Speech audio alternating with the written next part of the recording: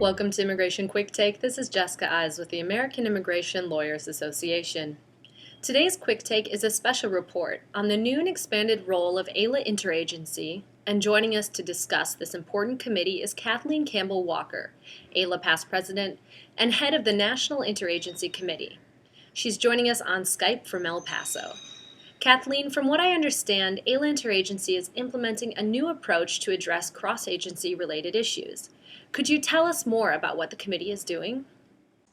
Sure, Jessica. Hello, and welcome to El Paso. What's going on within the Interagency Committee is that we're trying to take a hard look at all of the AILA tools we have in our toolbox. That includes media and advocacy and liaison, and then work out an approach amongst all of our committees of AILA to get a list of coordinated questions and try to get responses from the government in a better way than we have in the past. What we've seen is that there may be multiple agency meetings going on that are cross-agency, but because of turnover in the government, we may lose effectiveness and the ability to ever get a solution to our questions.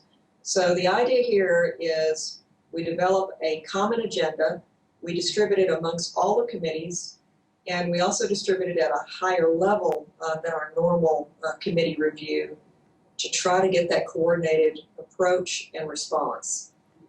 Thanks, Kathleen. And can you give us an example of what you're working on? Sure. Recently at the AC, of course, we had the Windsor decision being discussed on DOMA.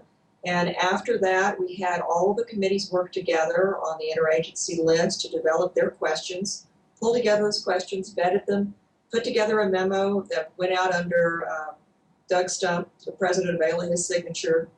And it went to very high agency level leadership. And at the same time, we published it to the membership so that they could see what we're doing and hope that they would also advise us if there are other questions on the ground that need to be raised.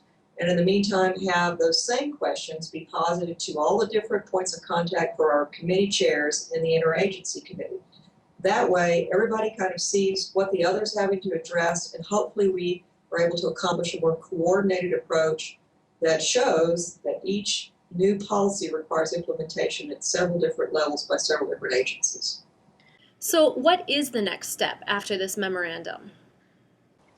In the context of DOMA, of course, we've just recently had some FAQs. Obviously, we're reviewing those FAQs that were issued to follow up. It's only from USCIS, and so we need to then follow up, of course, with CBP, the Department of State, etc., to see if we can go ahead and get that coordinated response. And if need be, if the administration can help us out and we can utilize our advocacy connections there, great, we'll try to do that. If it takes congressional connections, fine. If it takes media stories later on to show the problems on, we still don't have an answer on X to get a particular resolution of cases, fine. That's what we need to be considering moving forward.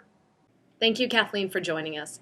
For the rest of you, please stay tuned for more updates through Immigration Quicktake with the American Immigration Lawyers Association.